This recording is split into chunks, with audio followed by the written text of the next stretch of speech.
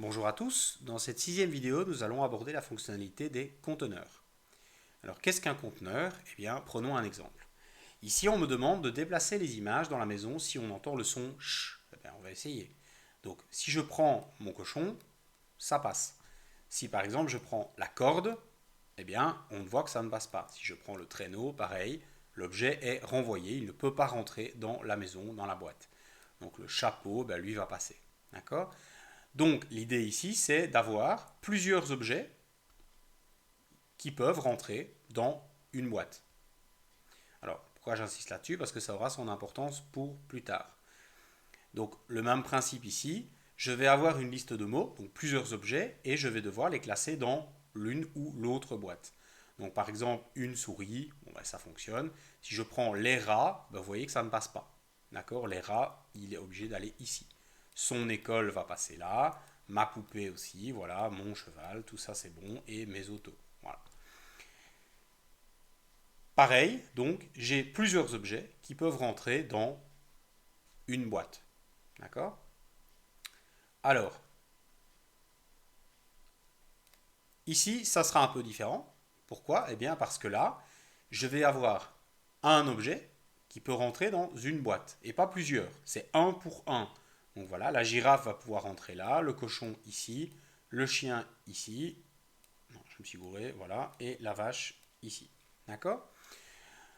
Donc, on va voir bah, après qu'il y aura évidemment une différence dans la configuration entre un exemple comme ça où c'est plusieurs objets qui vont rentrer dans une boîte ou bien un objet qui peut rentrer dans une boîte. D'accord? Donc un dernier exemple hein, qui est totalement identique.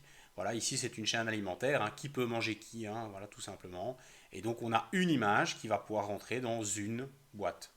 Tout simplement. D'accord? Alors je vous propose bah, de voir comment on fait ça en pratique. Donc ici, je vais eh bien, créer simplement des... on va faire un exemple tout basique. Hein. Donc l'idée, ça va être par exemple de créer, eh bien... Oh là là, non, ça c'est pas beau, on va faire l'inverse. Bah, dis donc, quand ça veut pas, ça veut pas. Voilà. Donc je vais faire une boîte. Voilà. Et dans cette boîte, je vais classer, eh bien, par exemple, des objets. Alors, je vais en créer plusieurs. Hein, voilà, on va créer des objets, puis je vais changer leur couleur. Voilà, je vais faire des objets différents. Voilà, on va faire un losange, on va faire un triangle, et on va faire une étoile. Voilà. Donc, je vais supprimer ça, par exemple. Voilà. Et je vais eh bien, leur donner une couleur. Donc, par exemple, lui va être en rouge, lui en vert, en rouge et en rouge. Voilà, par exemple. Et l'idée, ça va être eh bien, de n'accepter dans la boîte que les objets rouges et pas les verts. D'accord? Donc, comment on va faire ça? Eh bien, la première étape, c'est qu'on va configurer eh bien, d'abord la boîte, donc le conteneur. Donc, si je vais ici dans mon menu propriétés, donc je sélectionne ma boîte, je vais dans les propriétés, et là, je vais aller tout en bas, hein, il y a un onglet, hein, vraiment, si je les enroule tous pour que vous voyez bien, voilà. Ici, j'ai conteneur, je déroule, et là, eh bien, on va me demander eh bien, que peut contenir ben, ma boîte. Alors, soit rien, soit tout, soit objet spécifique, soit mot-clé. Alors, pour reprendre les deux exemples de tout à l'heure, eh bien, objet spécifique, vous l'aurez compris, ça va comment dire, ça va correspondre au cas où on a un objet qui rentre dans un conteneur, un pour un. Et le mot-clé, ben lui, on va l'utiliser quand on a plusieurs objets qui rentrent dans une boîte. Alors ici, c'est ce qu'on veut. Nous, on a trois objets qui vont devoir rentrer dans une boîte. Donc ça sera une configuration par mot-clé. Alors à partir du moment où on choisit mot-clé, eh bien, on va vous demander en fait ben, les mots qu'il peut contenir. Donc quels sont les mots-clés que la boîte peut contenir? Alors les mots-clés, on va les créer nous-mêmes. Donc ici, je vais éditer les mots-clés, je vais ajouter un mot-clé, et par exemple, eh bien, je vais faire quelque chose de très simple, le mot-clé, ça va être rouge. Alors faites attention quand vous créez un mot-clé, la majuscule compte, hein, donc prenez des choses simples, ne faites pas des phrases C'est un mot, voilà. Prenez des codes, des trucs très très simples pour être sûr de ne pas vous tromper. Voilà, donc une fois que c'est fait, ben, j'ajoute. Voilà, ici je vois que j'ai le mot-clé qui apparaît. Alors vous pouvez très bien faire plusieurs mots-clés, hein. Donc par exemple, il pourrait accepter, je ne sais pas, les rouges et les oranges, par exemple. Voilà. Mais ici, je n'en fais qu'un, mais on peut en faire plusieurs. Donc, pour le conteneur, c'est tout. Il n'y a pas besoin d'en faire plus, hein, voilà. Il ne faut pas se tromper avec ça. Le retour si non contenu, hein, donc le fait que l'objet sorte du conteneur si c'est pas bon, ne se fait pas sur la boîte, mais sur l'objet, pardon. Ben donc passons maintenant aux objets. Alors, ben, je vais faire la même chose. Donc, je vais venir ici. Et là, en ce qui concerne l'objet, eh bien, on a deux choses à faire. Alors, la première, c'est dans l'identification. Donc, je vous avais déjà montré qu'on pouvait renommer l'objet. Eh bien, vous voyez qu'on peut aussi lui associer ben, un mot-clé. Ben, donc, ça tombe bien. Je vais simplement faire la même chose. Je vais lui dire que, eh bien, lui, il est rouge, tout simplement. Et dans le conteneur, eh bien là, je vais lui dire que s'il n'est pas contenu, eh bien, il va retourner à sa place. D'accord? Et lui, évidemment, ne peut rien contenir. Hein, donc, il ne faut pas se tromper, il ne faut pas inverser les deux. L'objet à déplacer, lui, eh bien, va avoir la configuration du retour sinon contenu. Et la boîte, elle, eh bien, on décide ce qu'elle peut contenir. Il ne faut pas se tromper, il ne faut pas inverser les deux. Donc voilà, ça c'est pour un objet. Ben, maintenant, je vais faire la même chose pour tous les autres. Hein. Donc lui, je vais dire qu'il est vert, hein, voilà, ou peu importe. Hein. Voilà, je vais lui dire il ne peut pas être contenu. Lui, de la même façon, eh bien, il est rouge.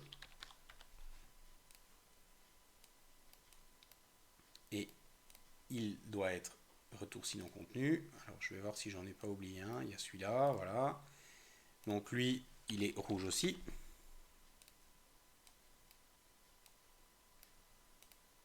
Voilà. Et enfin le dernier, lui, il est vert. Et voilà.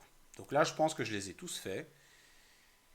De toute façon, on va essayer, on verra. Hein. Voilà, vert et rouge. Donc, on est bon. Et donc maintenant, on peut essayer. Donc, que va-t-il se passer? Eh bien, on va faire le test. Hein. Donc, je prends par exemple ici, lui, eh bien, il rentre. Lui ne rentre pas, vous voyez? Voilà. Hop et hop. D'accord? Donc voilà, c'est pas très très compliqué en soi. Hein. Il faut juste bien être systématique et bien évidemment ne pas oublier de configuration. Alors, si par exemple maintenant je prends l'autre exemple, alors vous voyez que quand il est configuré comme ça, tant que je ne le mets pas dans une boîte où il peut aller, eh bien il va retourner à sa place. Donc ça veut dire qu'il faut prévoir l'activité correctement, bien placer les objets et puis avant de pouvoir les bouger. Si on veut le bouger une fois que la configuration est faite, eh bien c'est un peu toujours la même chose. Hein. Il suffit de passer en mode créatif et là je vais pouvoir le mettre par exemple où je veux. Voilà, je vais pouvoir repositionner les objets et voilà, hop, d'accord, tout simplement. Alors si par exemple je vais faire l'autre exemple, comme ça on est complet. Donc je vais ajouter une dia et là je vais faire par exemple vraiment l'autre exemple que j'ai proposé tout à l'heure.